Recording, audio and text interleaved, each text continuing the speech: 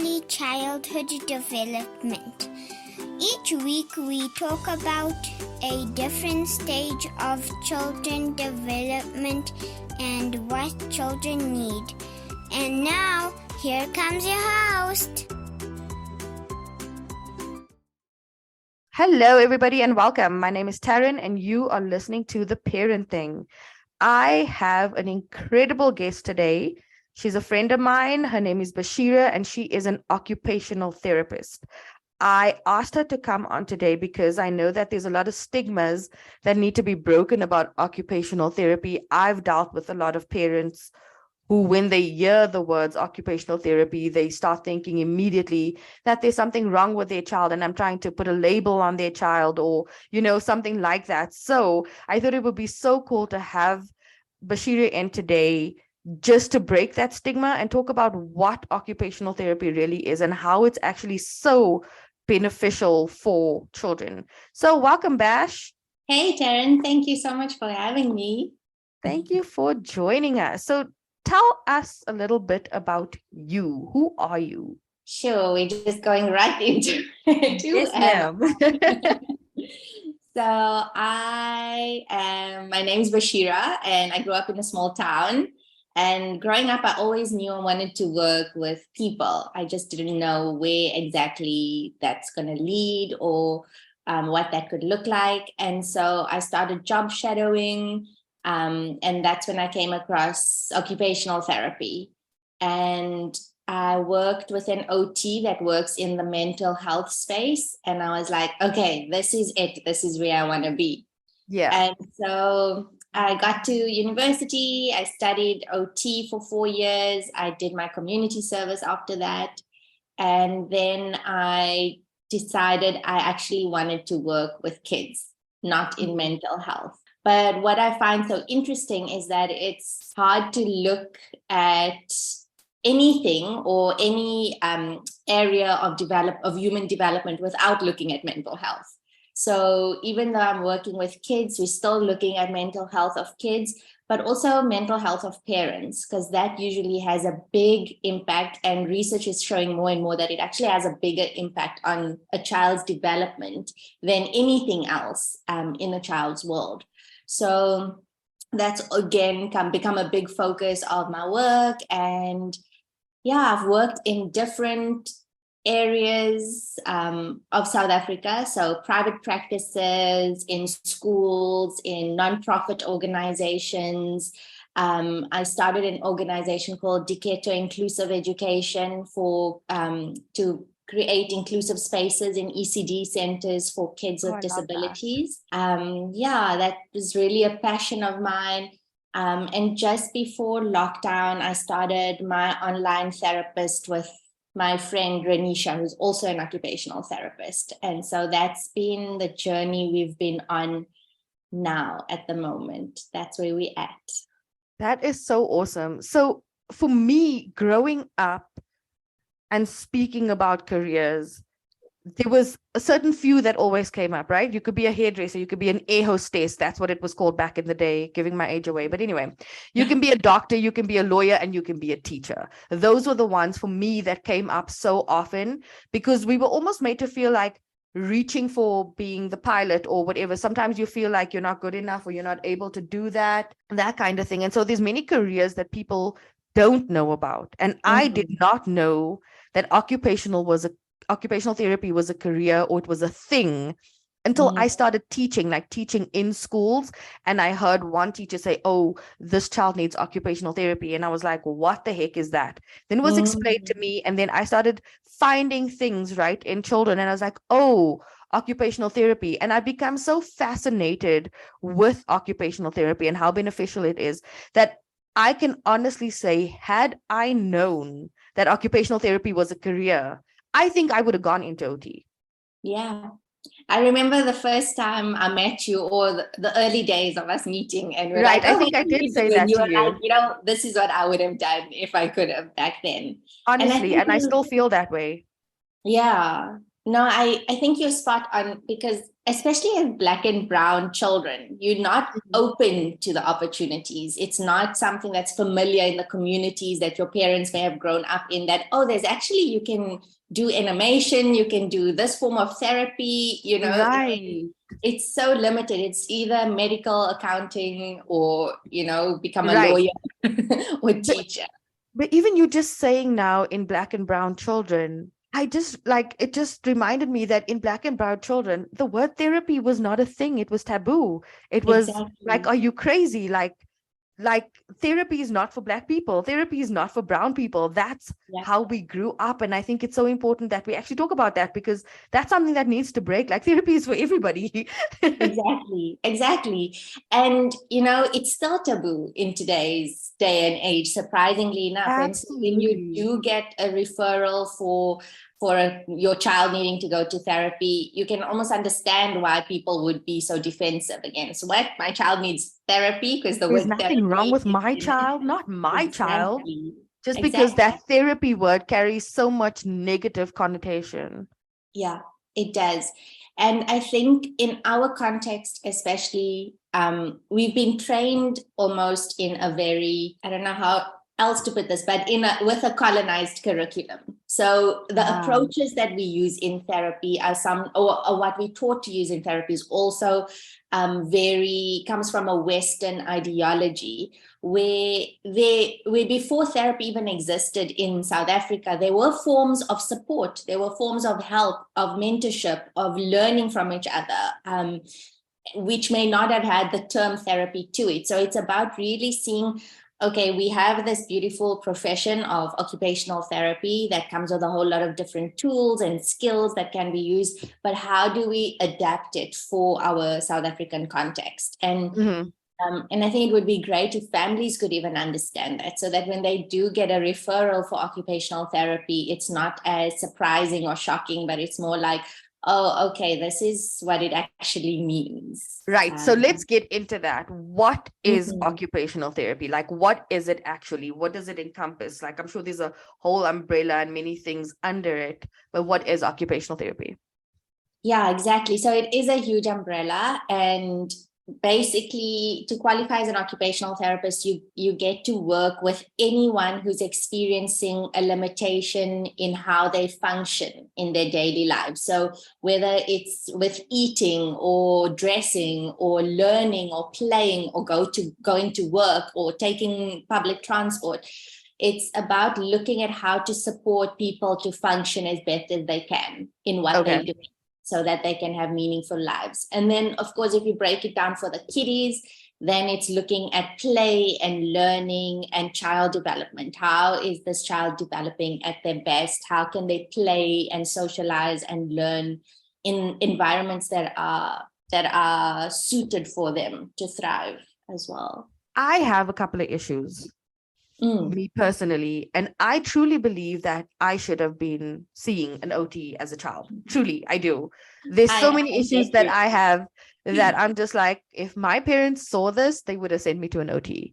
Yeah. No, I'm the same. I do. I have directionality issues. My left and right is not consolidating very well. So I can absolutely relate to you. But yeah, it goes back then in our communities, we didn't have access to occupational therapists. You know, it was something Right. completely foreign. Absolutely. I think it still is. I do. I think that unless a teacher gives a referral, look, I think your child would benefit from seeing an occupational therapist. I don't know if there's parents that pick it up at all. How do you get most of your referrals? Do you find that it's from a professional that works with a child, or are there parents that actually pick up that, oh, this might be something I need to look into? So it's definitely both. If we get a parent reaching out to us, it's usually in the early days when they pick up, because parents do know when something's not right, or if they're worried about something. But often they would take that to sometimes even a doctor, who would say, oh no, give it a few more months. Or they'd Right. speak to a family member and they'll be like, oh, you were just like this when you were a child. They'll outgrow it. Yes. So Yes. you get that reasoning, and then parents kind of don't do anything about it until the child then goes to school. And that's years later when the teacher then picks it up. But we also do get a lot of referrals from teachers who speak to parents and saying, your child needs OT.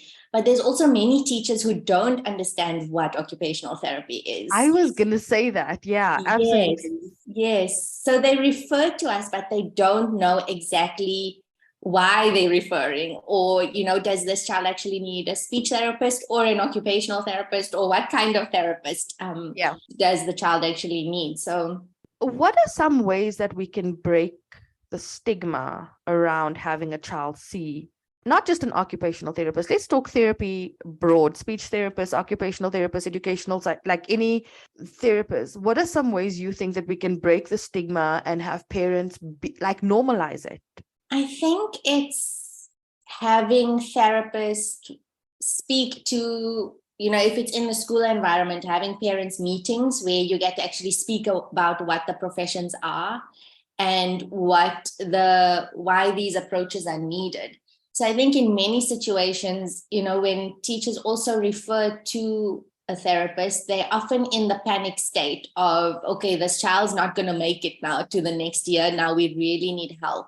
And what would be great if there's just awareness around how a child develops and the needs that a child has in order to develop optimally, so that parents can for themselves see, oh, okay, my child seems to be on track. There's no red flag. There's nothing I'm picking up that I'm worried about.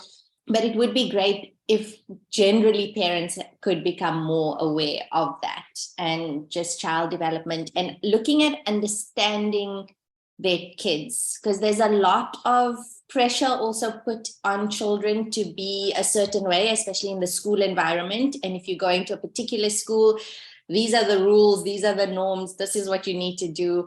And there's not always much room for diversity within that.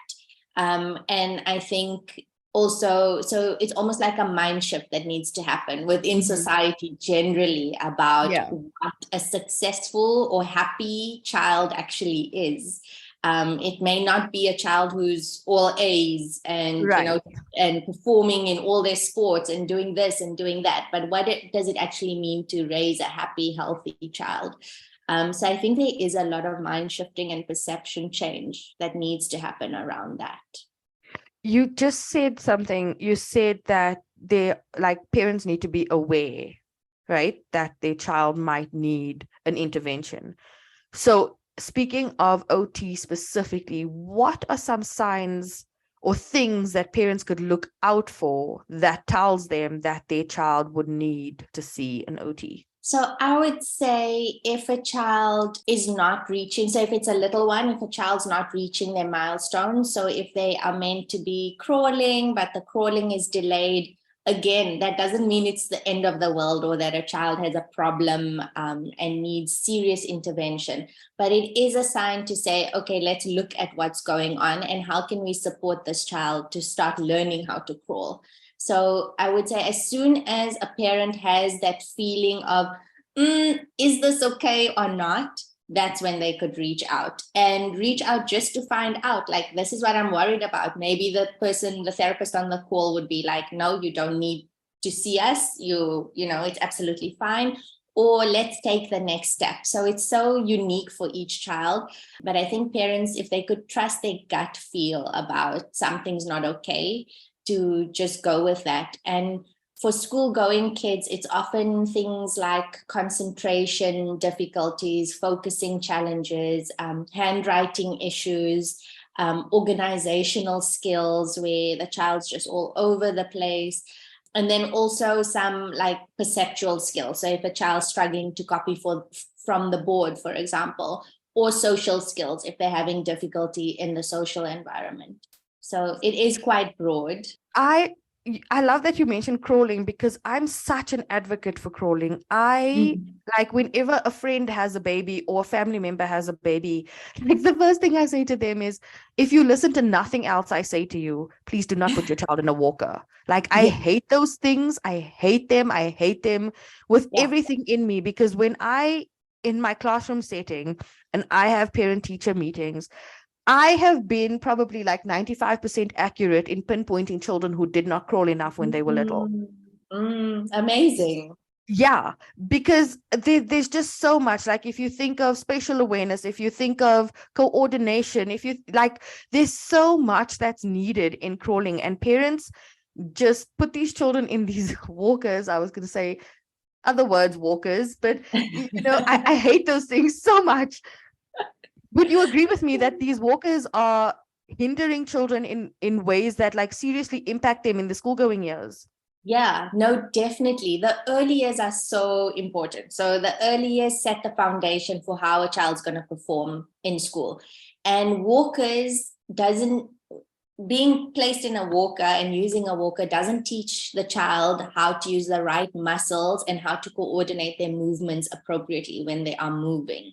So yes, it may look like they're walking, but they aren't actually learning how to walk.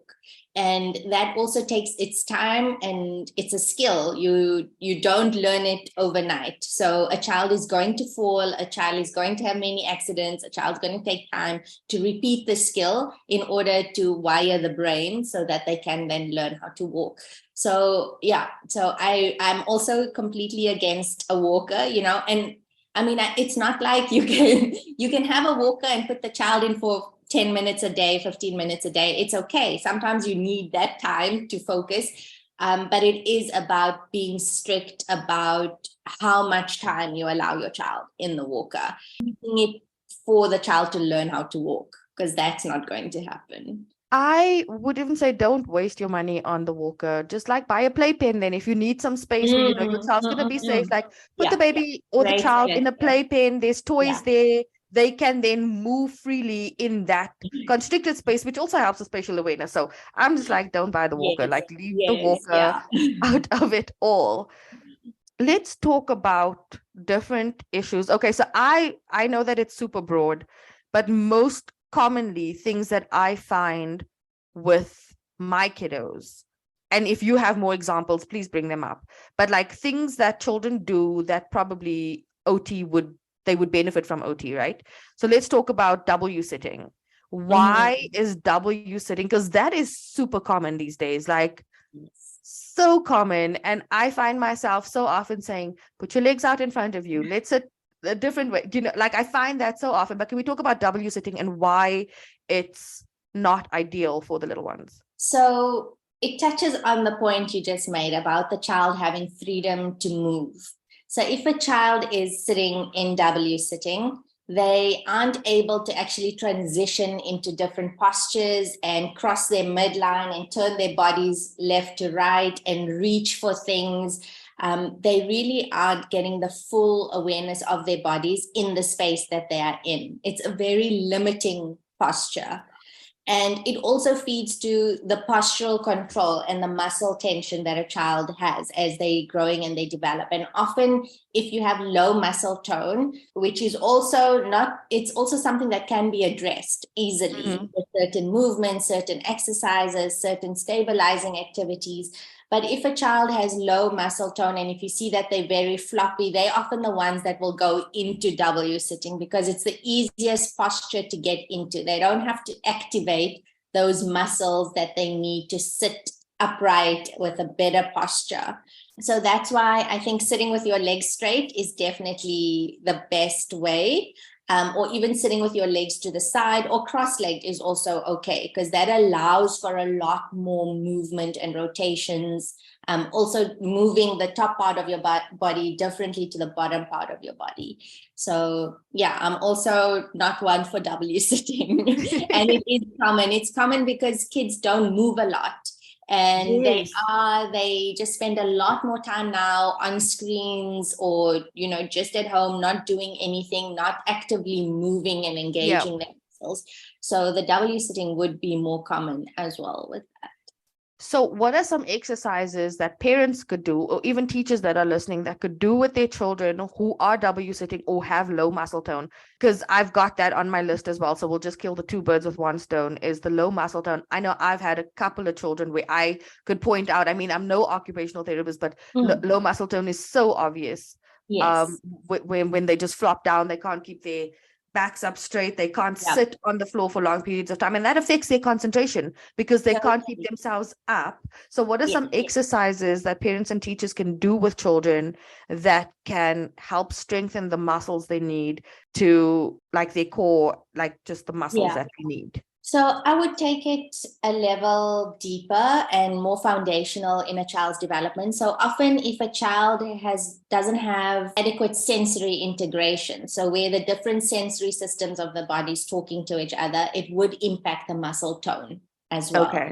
So I would start with a lot of movement. So using things like jungle gyms, hanging upside down from monkey bars, going down slides, using swings, and different types of movements as well.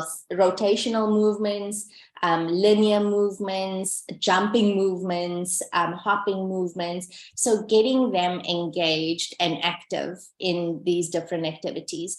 And then also doing a lot of balancing games would be great, hopping, skipping, just working those muscles. But something simple as just, getting them to sit upright. So if you see them in the W sitting, correcting that, because while they do that, they're already activating certain muscles. Mhm. And what's also something that works really well is before you do a sitting activity or reading activity, whatever it is where they're going to be still, do a movement activity where they have to actually activate their cores. So they're Okay. either pushing or pulling or putting pressure against something. So even like a tug of war with other kids, doing activities like that just before you do an activity where they have to actually keep their core upright, it would be great as well. Okay, so the next issue I've picked up on is a child who excessively walks on their toes. I know that being able to stand on your tippy toes is a good skill because it activates muscles, but I see that there's children who actually like walk on their tippy toes, and I know that that is Yeah. something to look out for, right?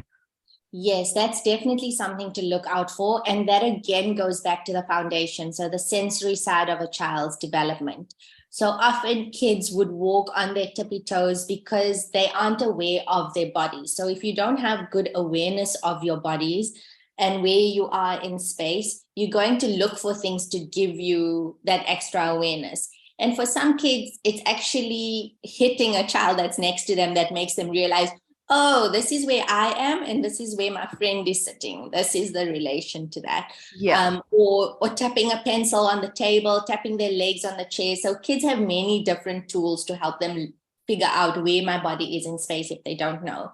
But when walking, because it's a movement-based activity, you'll see them walking on their tippy toes, because once you walk on your tippy toes, you're getting more deeper pressure into the tips of your toes going into your foot and then activating where your body is in space. So it actually helps them to coordinate as well and to see, okay, this is where my body is in space. But if they have more deep pressure input, so a lot more of that pushing, pulling that we spoke about, tight hugs, a lot more body awareness through, even tactile input all over the body, that then helps them to be more aware, and that should help with the toes going down.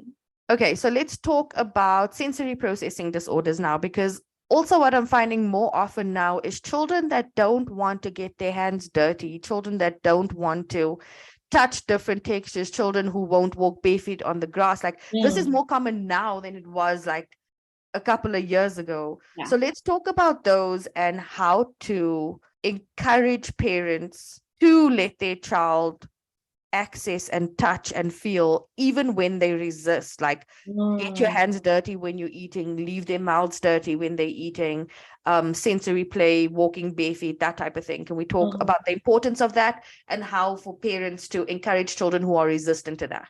So yeah, that's a big thing that we also seeing a lot of kids who are quite defensive to sensory input, and understandably so, because of the last couple of years of COVID and lockdown. Yes. Kids have not had the same experiences, and it has impacted them. Like we always wondered, what are those little ones going to be like after this? And we're seeing it now. We're seeing kids who are highly sensitive to sensory stimulation. But there's definitely a way to address it. And a way to start would be not to put pressure on the child to do a specific activity. So, if the child's not walking on the grass, not to force the child to walk on the grass, but to grade it slowly at a pace that's comfortable for the child. So you'll start off with, okay, first let's play next to the grass, for example. Okay. We don't have to go on it. We'll play next to the grass. We'll do an activity there. Oh, look, that toy fell on the grass. Let's reach out. Let's fetch the toy, just reaching, bringing it back, playing there. So there needs to be a level of safety with the exploration and with bringing in this new activity that could be overwhelming for them. So taking it really slow and grading it as you go along. And then also bringing it into different parts of life, like storybooks about grass, or about kids playing on grass, pointing it out in different ways where they get to see how normal it actually is and they get more familiar with it. Watching other kids play on the grass. And then even if you start off slow with socks on the grass, then feet on the grass. So it's all about the pace and the grading of it that's important.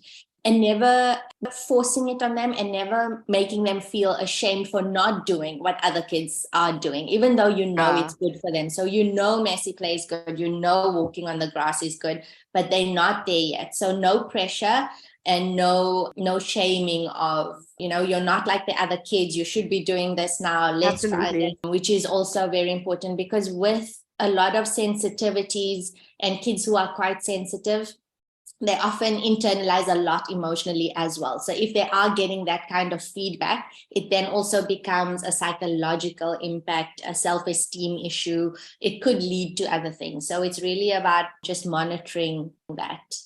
Got you. So in a situation where you are painting with a child and paint gets on the child's hands and the child starts freaking out, do you go and wash those hands immediately? Do you let them sit with it for like 2 more minutes just to feel that like they are okay? Like, how do you handle a situation like that? So you really have to tell the cues of the child. So children go from being regulated to dysregulated. Right. So if we're going to see, let's say there's 3 levels. So there's dysregulated, there's regulated, almost dysregulated, then dysregulated. If you see they're in the almost dysregulated stage, but they're not that upset and they could explore a little bit more, allow them to freely. Not by asking them, okay, let's just wait 1 more minute and let's, play with this paint for 1 more minute. But if you see they are in a panic, they're really uncomfortable, go wash it off, get the paint off. And in another time when they're feeling safer with you, when they're not emotionally triggered by whatever it is that happened, then introduce the paint activity again in another way where they could get their hands messy. So it's also not as a surprise, like the paint is on my hand, but you're slowly giving them the power of being in control of the stimulation. So you don't paint their hands, but they can paint their own hands. They have control of where the brush goes, which finger it touches first. Is it just one finger or the whole hand? Things like that. So creating that empowering space for the child to explore with feeling safe, feeling safe. So would you say then, let's say we do an activity or feed a child a new food and they don't quite like the texture of the food. So many parents will just, oh no, they don't like it and never do it again. Would you say that it's something that you need to continuously, patiently, just always put it in front of the child so that they see that this is something I need to try, or I need to do, or I need to taste, or whatever the case is, but not to just give it up because that one time they showed that they didn't like it? Yes, exactly. So it will be similar to like the grass example. You'd start off with having the food there on the table during dinner time. They don't have to eat it. They can just look at it. It's right there. You could then bring it closer. Okay, it's on their plate, but they don't have to eat it. But it's closer. It's right there with the other foods. They can maybe pick some foods out of that food. So that's one way of doing it. And then also bringing it into, taking them through the process of the food. So for example, if it's, let's say apples that you boil and it becomes really mushy and they don't like the mushy texture, but taking them through what it was to what it becomes. So let them observe that, okay, this is the same thing. This is what it looks like. This is what it is now. And if you see that they're really sensitive with like very mushy things, don't make it as mushy. So just make it lumpy and then see if they would tolerate that better. So really, it is about persevering. I think parenting generally is about persevering, but getting over the sensory challenges, it's a process. So it's a one step at a time and really seeing where your child is at and taking them further. So like with OTs, we go through, if a kiddie comes in with sensory concerns, there's a whole profile that we go through with the parents that they need to checklist and see where the child is at. So we can see, okay, these are the goals. This is how we're going to work towards the goals. Because we need to be realistic as well with the goals that we're setting. And also with the expectations that parents have. Because sometimes parents do expect a quick fix, which is what therapy is about. Okay, awesome. Let's talk about pencil grip, because this is something that teachers, especially like in grade R kindergarten, focus on, is getting the pencil grip right. Why is pencil grip so important? And ways to develop a good pencil grip in a child. Good question. Why is pencil grip so important in this day and age? That's something I myself, as an OT, I do have my own battles with the pencil grip and the importance of a specific type of pencil grip. I would say as long as the child is functional in their writing and it's legible and they write with ease and they write at a good pace, it's okay. We don't need to intervene. But if we see that the way a child is holding a pencil is impacting the pace of the writing or how the child is writing, then we'd put things in place and we'll help develop a specific kind of pencil grip. So I think with the pencil grip, it's all, again, related to the whole body. So even though we're looking at just the hand is connected to the arm, which is connected to the core, which is also the sensory system internally. So it's all the systems that are working together in order for a child to write. Handwriting is a very advanced skill. It's like a higher level skill. It's amazing that kids also learn it at such an early stage. So it's really about making sure those systems are adequately functioning in order to get the correct pencil grip.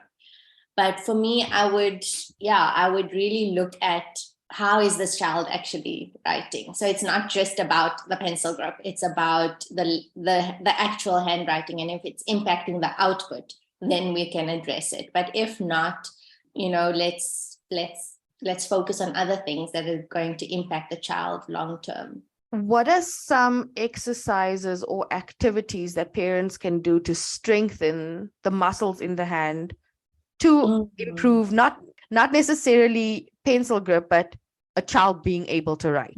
Obviously, the hands need to be strengthened for that skill. Yes, sure. And definitely the hands, again, connected to the shoulder, the arms, the shoulders. So we really want a lot of shoulder stability. So something like crawling is helpful for handwriting. So, getting the kids to do things in 4-point kneeling where they're actually putting weight on their shoulders is a good first step to help them to start learning how to write. Also, having things on an inclined surface is also building up the muscles as well for them to write. And then for the actual hands, it's like looking at Play-Doh, looking at beads for threading, picking up coins, just using one hand and them holding the coins in the same hand. There's lots of different skills, using tweezers as well. Yeah, so there is a lot that you could do. I think, again, with that, it would be the awareness of the body awareness I'd go back to. So a lot of pushing, a lot of pulling activities. Yeah, just wheelbarrow races, that as well is really great. Are there any other common issues that you can think of that I didn't ask you about that children have that could be addressed by an OT? I think we've covered sensory, we've covered some fine motor. So I think things like just behavior and understanding where the child's behavior is coming from. And a lot of that is linked to sensory again. So if a child's hypersensitive or hyposensitive, they're going to react in ways that look like naughty behavior or where it needs discipline, but it actually needs more sensory intervention. So I think the benefits of being in touch with an OT would really be to help you understand where your child is at. So give you just a broader understanding of where your child's at and how to help them learn and what kind of environment they need. So for example, if they're sitting in the classroom, where in the classroom would be the best place for them to sit, how close to the teacher, how close to the whiteboard, just things like that that influence the way a child learns and performs. Would you say that a child that bites, that pinches, that hits often is a child that needs more sensory input? And what kind of sensory input?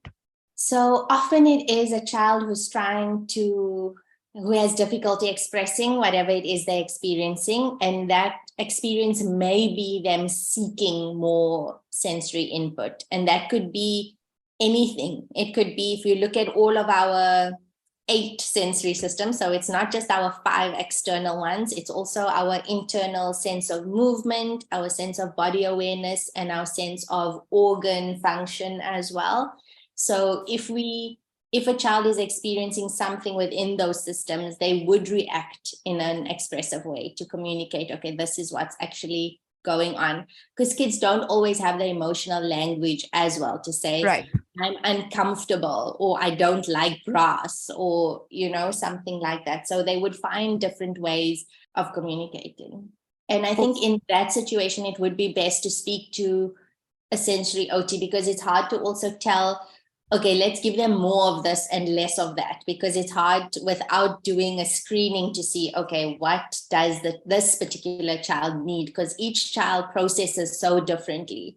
So for one child, it could be there's too much loud noise that they can't tolerate. Another child will be like, my friends are sitting too close to me. That's that tactile input I can't tolerate. So there can be so many different reasons as to why a child's behaving that way. Do you have any closing remarks about OT, about our chat? I think about OT, I would say if parents are concerned, reach out. And reaching out for help is not a negative. And it also doesn't mean that something's wrong with your child. Right. I think as soon as you're worried, just reach out, have a quick consultation, see what the therapist says.